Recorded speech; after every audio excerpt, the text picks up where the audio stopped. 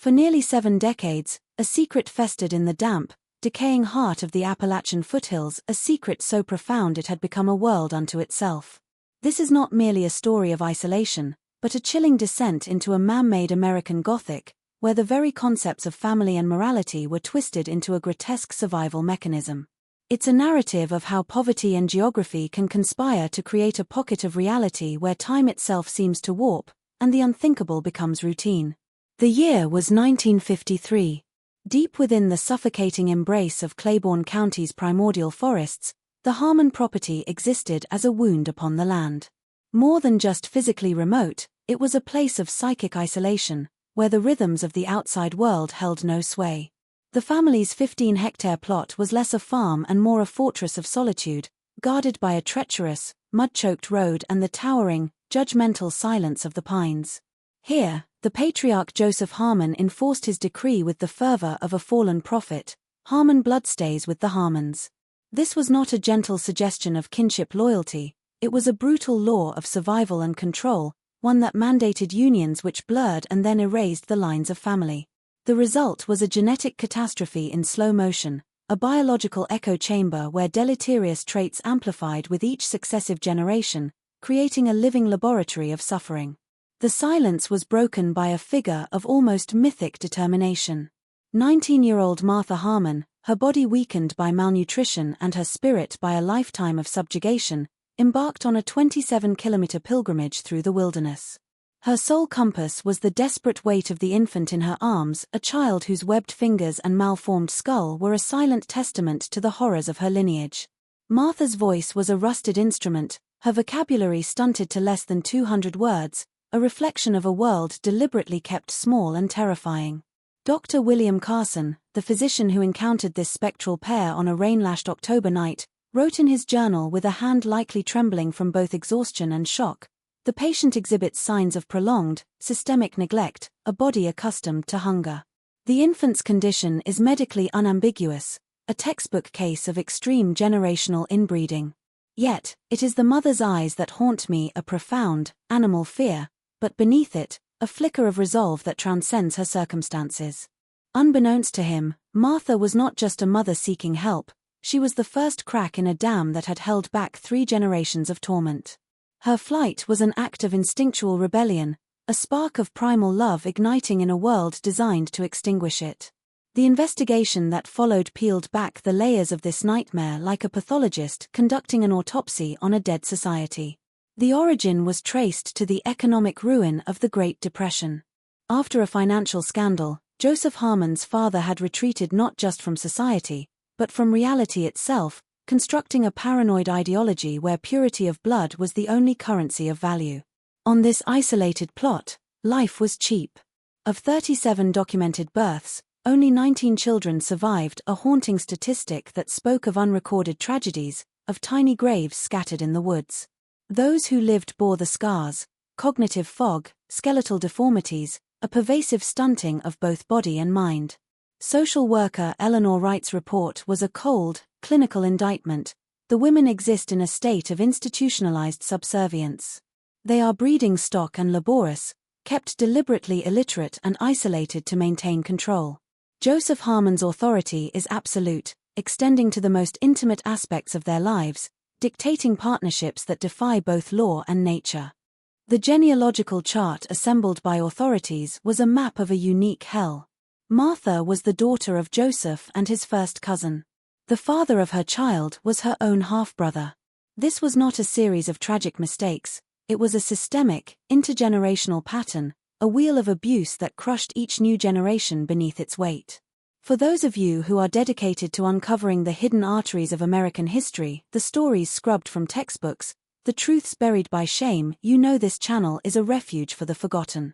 Ensure you are subscribed, as we have only begun to scrape the surface of this nation's darkest secrets. Martha's arrival at the hospital forced the state's hand, triggering an investigation that would reveal the full, horrifying scope of the situation.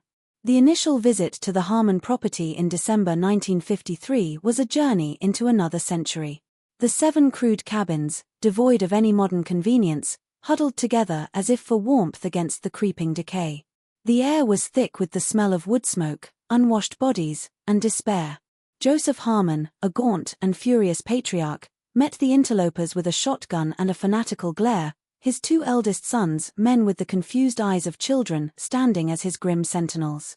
After a tense standoff, the inspection revealed a human tragedy of staggering proportions.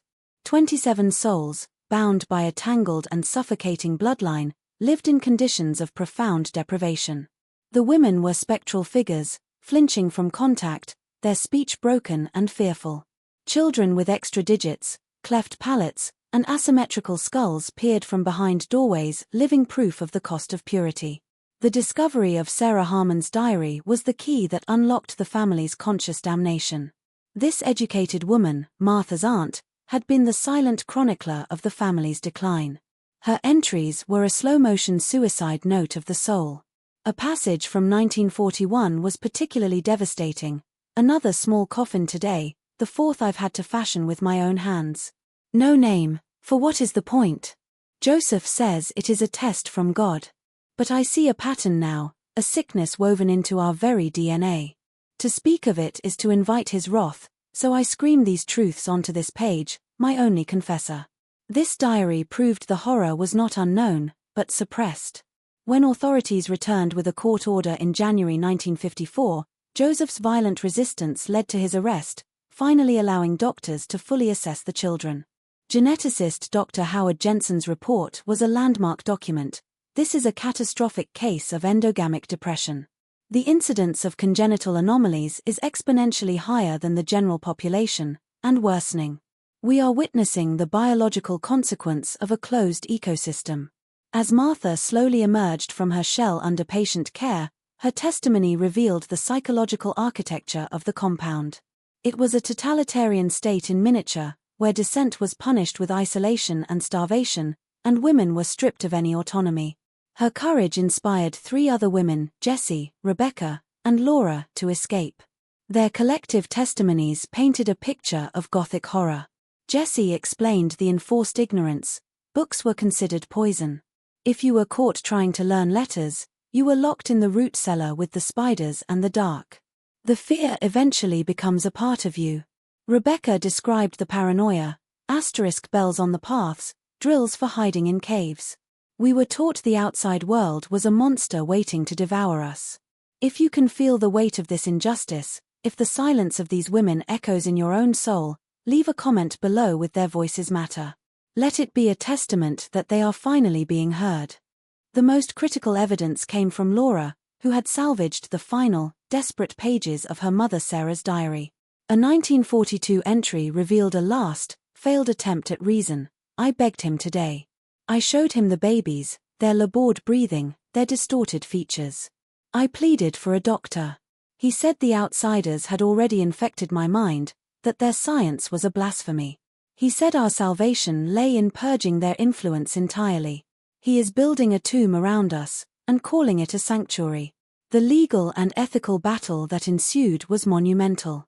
The state was forced to confront an agonizing question: where does the right to live by one's own traditions end, and the government's duty to protect the innocent from demonstrable harm begin? The 1954 court ruling was a watershed moment, prioritizing the welfare of children over a distorted interpretation of family rights. The aftermath was a testament to the resilience of the human spirit. Martha, against all odds, learned to read and write, eventually finding purpose in caring for other children. Her daughter, Hope, despite her physical challenges, thrived intellectually. The case forced Alabama to create outreach programs for isolated communities, a direct legacy of the Harmon women's bravery. Historians later uncovered the tragic irony: the Harmons were not always backwards fanatics. They were a respectable family brought low by financial disgrace in the 1920s. Their isolation began as a hiding place from shame and crystallized into a fanatical creed. The purity of blood was a lie constructed to justify a prison. Martha's later reflections were profound in their clarity. They were not monsters. They were terrified people who built walls so high they forgot what lay beyond them. The real villain was the fear, passed down like a hereditary disease. If you have stayed with this story until now, you understand its significance. Leave a comment with "I bear witness" to show your commitment to remembering these chapters. Your subscription and engagement ensure that these crucial stories of courage in the face of darkness continue to be told. Our timeline extends further back, into the origins of the horror. Before the Great Depression, the Harmons were not just prosperous, they were pillars. Joseph Harmon Sr. wasn't merely a merchant, he was a landowner with aspirations of founding a dynasty. Historical records, unearthed decades later, suggest a deep-seated obsession with lineage and strong blood that predated the financial crash. The scandal of 1928 wasn't just a loss of fortune, it was a profound narcissistic injury, a public humiliation that twisted her existing pride into a pathological need for purity. The retreat to the wilderness was, therefore, not an escape, but a deliberate act of founding a new world order, one where the Harmon name would be untainted by outsiders, forever. The property itself became a character in this tragedy. The 15-hectare plot was more than isolated, it was geographically cursed. Located in a hollow surrounded by steep, unforgiving ridges, the sun dipped behind the hills hours earlier than in the valley below, casting the compound in premature shadow, a perpetual twilight. The soil was poor, yielding meager crops, ensuring a constant state of malnutrition that exacerbated genetic weaknesses. The cabins weren't just rudimentary, they were arranged in a deliberate cluster, with the patriarch's cabin at the center, its windows offering a sightline to every other door, a panopticon of control. The hidden bells on the road were part of an elaborate early warning system that included tripwires and lookout posts manned by the older sons, turning the property into a fortified compound against the perceived evils of the 20th century. Let's delve deeper into the Harmon ailments. Dr. Jensen's initial report only scratched the surface. Later studies, with access to better technology, identified a horrifyingly rare combination of genetic disorders, a form of metachromatic leukodystrophy that caused progressive neurological decay, a unique variant of Ellis-Van Creveld syndrome accounting for the polydactyly and heart defects, and a high incidence of porphyria, which could explain a sensitivity to light and perhaps even contribute to the patriarch's erratic, violent behavior. The family didn't just have a higher rate of known conditions, they had become a factory for new medical horrors. The children who died in infancy weren't just victims of neglect, their bodies were often so profoundly malformed that survival was a biological impossibility. The psychological control mechanism was even more insidious than first reported. Joseph Harmon didn't just ban education, he created an alternative belief system. He preached that the outside world had been punished by God with a great flood, a distorted memory of the Depression, and that the Harmons were the chosen survivors, their isolation a divine test. Relationships between close relatives were framed not as abominations, but as sacred duties to strengthen the bloodline against the impurities of the fallen world. Women who bore deformed children were told they were being tested for their faith, their suffering a badge of honor. This warped theology made compliance a virtue and escape an act of blasphemy. This channel is dedicated to excavating the full, unvarnished truth of American history. What you are hearing now goes far beyond the official reports. To ensure you don't miss a single layer of these hidden stories, subscribe and enable notifications. The initial state intervention in 1954 was not the end, but the beginning of a legal and ethical quagmire that would last for years. Joseph Harmon, after his release, used the system against itself. He complied with the letter of the court order allowing inspections, but perfected the art of performative compliance. Children would be cleaned up just for visits, and the women were coached into reciting hollow phrases of contentment. It became a cold war of attrition between state bureaucracy and ingrained familial authority. It was only the relentless advocacy of social worker Eleanor Wright, who visited monthly without fail for 3 years, that slowly, painstakingly, built trust with the remaining women. The fates of the 4 women who escaped diverged in poignant ways. Martha's journey of adaptation was remarkable, but not without severe psychological scars. She suffered from crippling agoraphobia for years, the sheer openness of the world a terrifying contrast to her confined upbringing. Jessie, who returned to the property, did not do so out of submission. She became a revolutionary from within, a quiet saboteur. She would meet Eleanor Wright at the property line, secretly passing along information and smuggling in books for the younger children, risking her own safety to break the cycle of ignorance. Rebecca, despite her cognitive challenges, discovered an almost savant-like affinity for animal husbandry, finding solace and understanding in creatures that, like her, communicated without words. Laura, the keeper of the diary, became a key witness in subsequent national hearings, her calm, factual testimony more devastating than any emotional outburst. She would later work with the Library of Congress on preserving the histories of marginalized communities. The national impact of the case reverberated through the 1960s and 70s. It directly influenced the creation of the Federal Rural Health Initiative, which deployed mobile health clinics to remote areas. Genetic counselors began to use the Harmon case as a cautionary, yet compassionate, example when advising families in isolated communities about the risks of consanguinity. The case was cited in groundbreaking child welfare legislation that redefined neglect to include willful isolation and denial of education. The story of Hope, Martha's daughter, is a testament to resilience.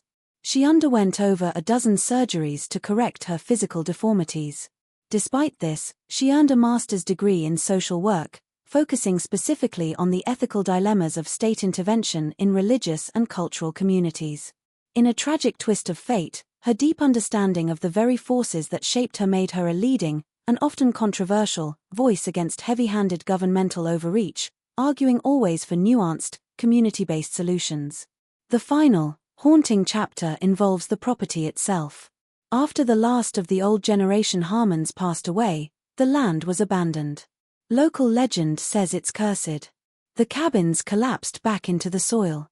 But historians and anthropologists occasionally make pilgrimages there, not to find ghosts, but to feel the silence, to stand in a place where history took a wrong turn.